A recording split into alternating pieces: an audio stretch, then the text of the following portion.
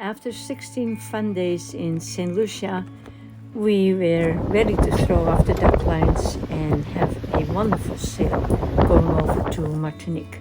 It was so mellow that even Skipper could relax. We ended up in the area of Le Marin in southern Martinique, first in a mooring field full of boats, and then at a marina very busy with restaurants and shops.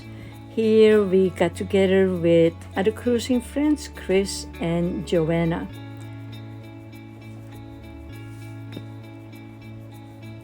During my walk in the evening around the area, I ran into this group of line dancers.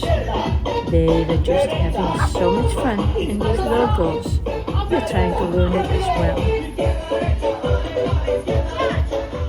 This little girl will be the future line dancer.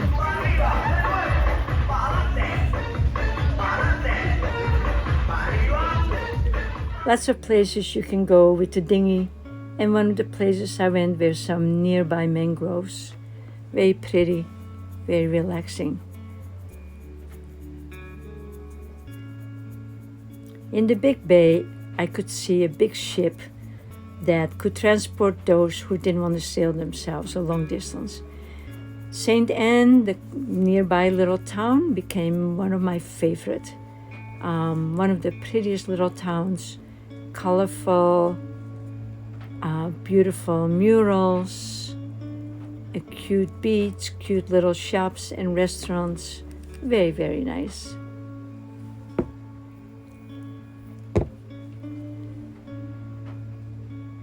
Again, the beach is overlooking the big bay. Nearby is Club Med, which has its own huge beach and all kinds of sources of entertainment for their guests.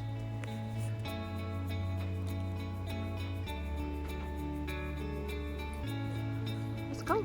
Nearby, Skipper and I went on a hike. Of course, Skipper had to lead the way through the forest. Very pleasant, nice and cool because it gets pretty warm around here.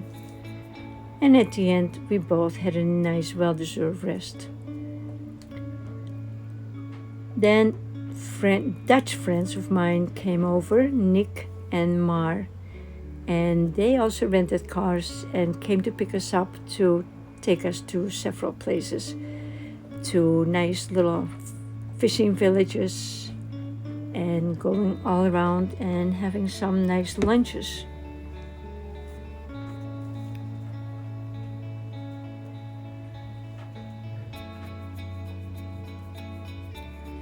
We didn't need to go snorkeling because there was a boat that could take us underwater. So it went outside, just where the nearest reef was. Under this is a hidden area to get down below, where there are underwater viewing windows.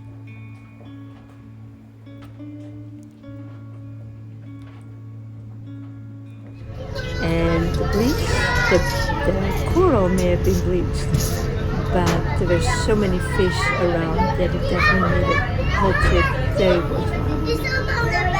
And then by myself, I rented a car and toured around the area a bit more. I got to an area where there's a rock in the water called La Diamante, which was very important in the fights between England and France. One of my favorite little beach towns here was Les Anses d'Alais, and just very pretty, some snorkeling, big beach, and a very cute little town.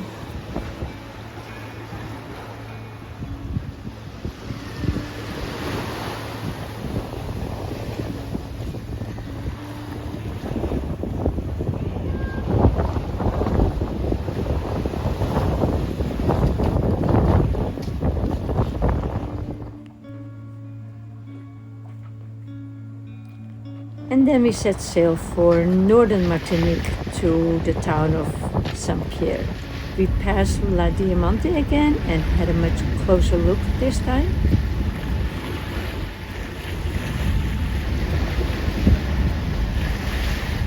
That's not our boat.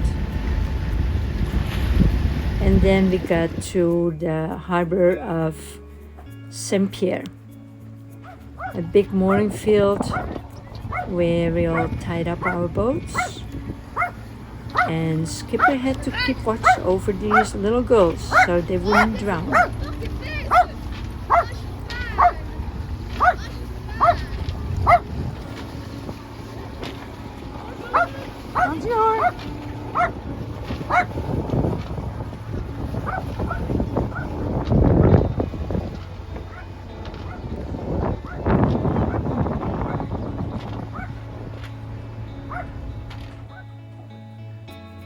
The area is very pretty,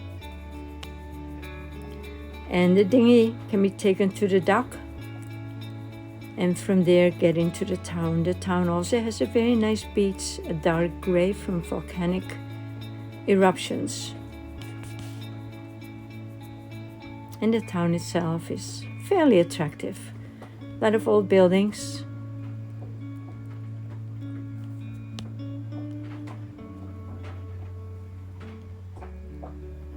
Mount Pelly is in the background.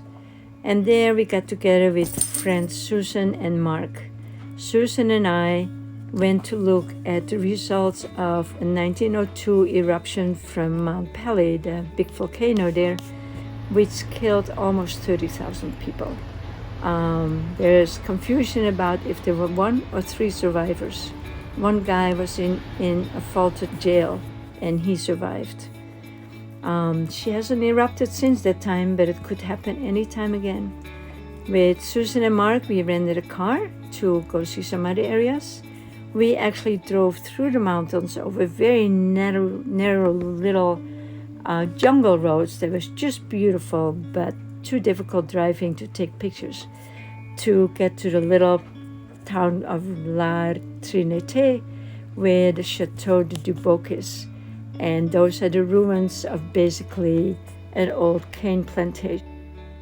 St. Pierre looks at its most beautiful in the sunset, and we were lucky enough to experience it during a full moon. It was very peaceful, very calm, very pretty.